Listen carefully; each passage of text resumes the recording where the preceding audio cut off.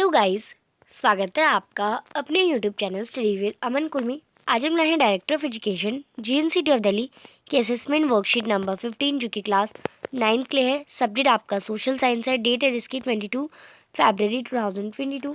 आप अपना नेम और अपनी क्लास टीचर का नेम लिखेंगे। आपको इस सोर्स को पढ़ना है, क्वेश्चन के आंसर करने हैं। अगर फॉरेन पॉलिसी देखें तो हम हिटलर ने एक एक्वायर्ड सक्सेस करी थी। उसने जो लीग ऑफ नेशन है उसे 1933 में पुल आउट करा था, रीऑक्यूपाइड करा था ग्रीनलैंड में 1936 में, और ऑस्ट्रिया और जर्मनी को भी एक साथ लाया था 1938 में। एक स्लोगन था, उस स्लोगन गा रहा था उसने, one people one empire one leader, यानी एक इंसान एक एम्पायर और एक ही लीडर होगा। He went then to the west German, फिर वो वेस्ट जर्मन में गया और Sudetenland from Czechoslovakia and gobbled up the entire country, और पूरी कंट्री पर हमला कर दिया। In all of this he had unspoken support of England, और इन सब में उसका इंग्लैंड का सपोर्ट मिल रहा था, क्योंकि इंग्लैंड को लग रहा था कि जो वर्सलाइज है वो बहुत ज़्यादा डिक्ट हार्श है, यानी बहुत ज़्यादा गलत कर रहा है जर्मनी के साथ। These quick success at home abroad seem to reserve the destiny of the country, और इससे जो सक्सेस हुई जा रही थी उससे कंट्री की जो डेस्टिनेशन थी वो डेस्टिनी थी वो चेंज होती जा रही थी। हिटलर फिर तब भी चुप स्टॉप नहीं हो रहा था।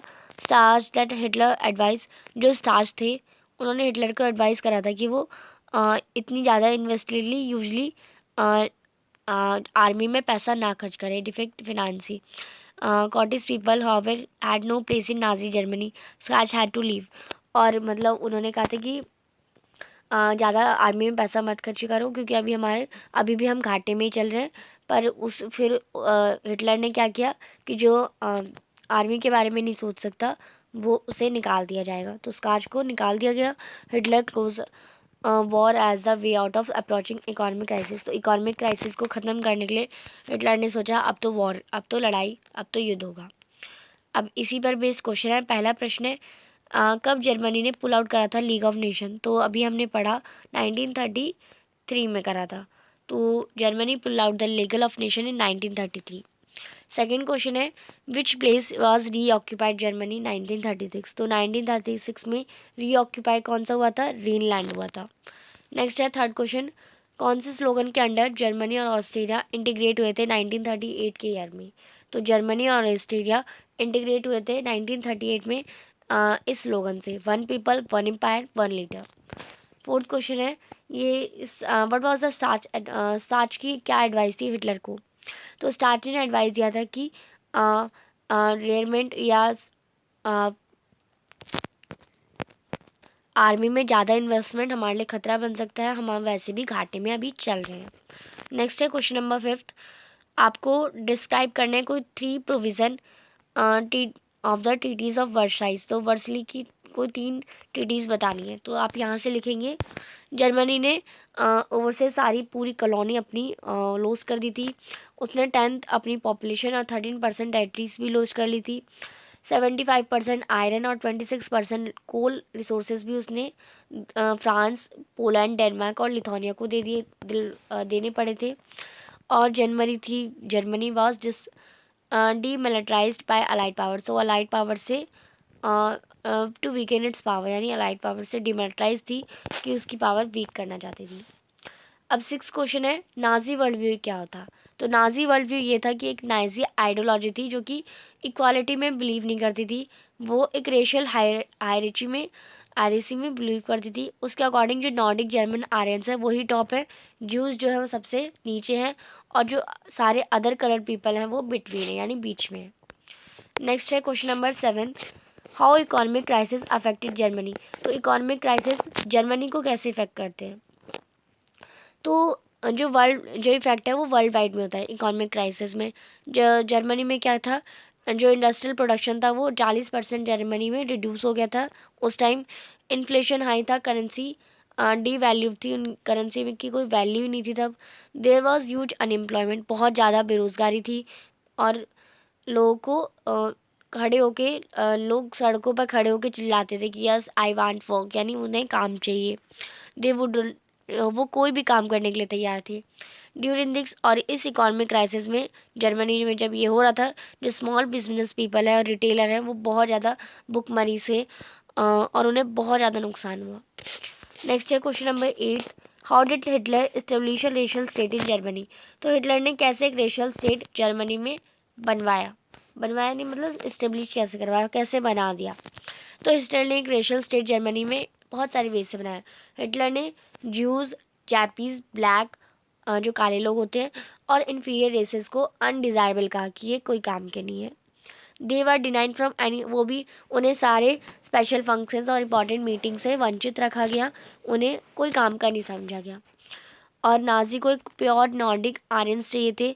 हिटलर ने फोर्स करा जी को कि वो स्लेव यानी लेबर यानी मजदूरी वाले काम करे। He had taken all the rights, उन्होंने हिटलर ने उससे सारे राइट्स ले लिए और उन्हें बोला कि तुम्हें राइट नहीं है सर्वाइव, यानी तुम्हें जीने का अधिकार नहीं है। उनमें से बहुत सारे काम करते करते हार्डवर्क करते करते मर गए, कुछ भूखमरी से मर गए। In this way Hitler through out from Nazi society, और ऐसे हिटलर ने नाजी सोसाइटी बनाई और मेड अ सोसाइटी, और ऐसी सोसाइटी बनाई जो कि प्योर हेल्दी और नॉर्डिक आर्यंस जिसमें थी। नेक्स्ट है question number 9, Nazi regime use language and media with care. Nazi जो रिजिम था उसे लैंग्वेज और मीडिया के केयर के साथ लिया and often to great effect, और उसका एक बहुत बड़ा इफेक्ट भी हुआ। आपको इस एग्जाम्पल के साथ समझाना है। तो आप यहाँ से लिखेंगे the word use to describe treatment to the Jews were, तो वर्ड यूज़ करे जाते थे नाजी ज्यूज़ को ट्रीटमेंट करने के लिए, जैसे डिपेक्टिव, नाजी यू यहाँ पे थोड़ा कैपिटल में बट आप इसे स्मॉल में लिखेंगे। नाजी ने वर्ड जैसे स्पेशल ट्रीटमेंट, फाइनल सॉल्यूशन, ये सारे वर्ड यूज़ करे ज्यूज़ को मारने के लिए। उन्होंने इवैक्यूएशन वर्ड यूज़ करा था, जो लोग गैस चैम्बर में भेजे जाते थे, गैस चैम्बर को उन्हें डिसइंफेक्शन एरिया भी बोला गया। सेकेंड, उन्होंने क्या किया था, मीडिया को यूज़ करा था to publicize the support of government, government की हेल्प से ज्यूज़ और जो अपोजिंग थे गवर्नमेंट के वो स्टैट्यूटाइज और socialists and liberals were attacked as foreign agent, उन पर एक फॉरेन एजेंट की तरह अटैक हुआ। Next third point, many propaganda films, बहुत सारी प्रोपोगंडा फिल्म्स बनी जो कि स्पेशल हेट थी ज्यूज़ के लिए, यानी उन्हें बस ये दिखाया जाता है कि यहूदी यानी ज्यूज़ हैं वो गलत है, वो उन्हें हेटेड भरा। एक फिल्म आई थी इंटरनल ज्यू, जो कि anti semitic German Nazi propaganda film थी जो कि ज्यूज़ के अगेंस्ट थी। नाजी का एक ग्रेट इम्पैक्ट हुआ था नाजी के लोगों को, कि बहुत ज़्यादा इम्पैक्ट हुआ था और उन्होंने अपनी अटेंशन जो कि और नाजीज़ को यानी जो ज्यूज़ को अपने नाजीज़ का एनिमीज यानी दुश्मनी घोषित कर दिया था, ऐसा एक माइंड में इम्पैक्ट पड़ा था। नेक्स्ट है आपको इसी का अथवा और दे रखा है, आपको ये क्वेश्चन कर सकते हैं या फिर ये आपको डिस्क्राइब करने कोई 5 प्रोविज़न नाजीज़ के। तो नाजीज़ के कोई 5 प्रोविज़न, नाजीज़ के अकॉर्डिंग जो प्राइवेट इंडिविजुअल सब सुप्रीमेंट पॉलिटिकल स्टेट है, और स्टेट है वो आंसरेबल है, सुप्रीम लीडर है पीपल। जो कॉन्सेप्ट है लिबरलिज्म वो जर्मन नेशन के लिए यूज़ हुआ है, acquired newer and newer territories in order to expand the German empire. जो अचीवमेंट है टीम है वो वास्ट जर्मन एम्पायर का, वो सुप्रीमेसी है जर्मन नेशन को टॉप प्रायोरिटी देने की।